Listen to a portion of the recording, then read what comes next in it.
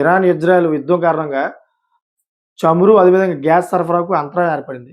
దీని ప్రభావం ప్రపంచవ్యాప్తంగా కనిపిస్తుందన్నమాట. పలు దేశాల్లో చమురు, గ్యాస్ కొరత ఏర్పడింది. ఈ పరిస్థితుల్లో భారత ప్రభుత్వం అలర్ట్ అయింది. దేశంలో పెట్రోల్, డీజిల్, గ్యాసులకు కృత్రిమ కొరత సృష్టించకుండా కీలక నిర్ణయం తీసుకుందన్నమాట. వీటి సరఫరాకు అంతరాయం కలగకుండా పంపిణీ సమానంగా జరిగేలా కేంద్రం అత్యవసర చర్యలు తీసుకుందన్నమాట. ఇందులో భాగంగా అన్ని ప్రభుత్వ, ప్రైవేట్ ఆయిల్ రిఫైనరీ కంపెనీలపై ఎస్మాను ప్రయోగించిందన్నమాట. ఎందుకంటే ఎల్‌పీజీ ఉత్పత్తి పెంచాలని ఆయిల్ రిఫైనరీ కంపెనీలను ఆదేశించింది.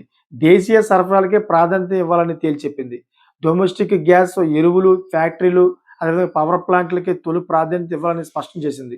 అత్యవసర పరిస్థితుల్లో గ్యాస్ నిల్వలు తగ్గకుండా, కృత్రిమ కొరత సృష్టించకుండా ఉండేందుకు కేంద్రం ఈ చర్యలు చేపట్టిందన్నమాట. సో రిఫైనరీల్లో ఉత్పత్తి అయ్యే ప్రోపేన్, బ్యూటేన్ గ్యాస్ నిల్వలను కేవలం వంట గ్యాస్ తయారీకి వాడాలని, పెట్రోకెమికల్స్ తయారీకి మళ్లించకూడదని ప్రభుత్వం ఆదేశించింది. ఉత్పత్తి అయిన మొత్తం గ్యాస్‌ను కేవలం ప్రభుత్వ రంగ సంస్థలైన ఐఓసీ, బీపీసీఎల్, హెచ్‌పీసీఎల్‌లకు మాత్రమే విక్రయించాలని స్పష్టం చేసిందన్నమాట.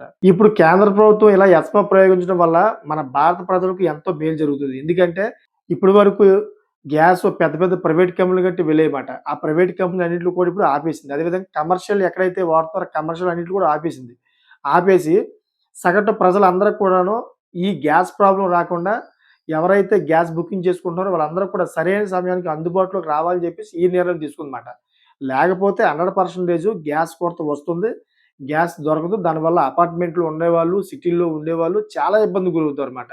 ఎందుకంటే కట్టెలు తెచ్చుకొని వండుకోవాలంటే చాలా కష్టమైన పరిస్థితి మాట. ఇప్పుడు కట్టెలు దొరకాలంటే ఎక్కడ లేవు.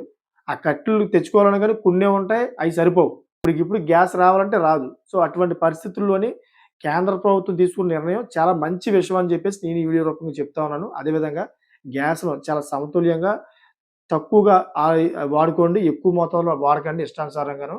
సో మీకేమనిపిస్తుందో కామెంట్ చేయండి. అదేవిధంగా ఇటువంటి లేటెస్ట్ ఇన్ఫర్మేషన్ కోసం ఛానెల్ సబ్స్క్రైబ్ చేసుకోండి. Thank for watching friends.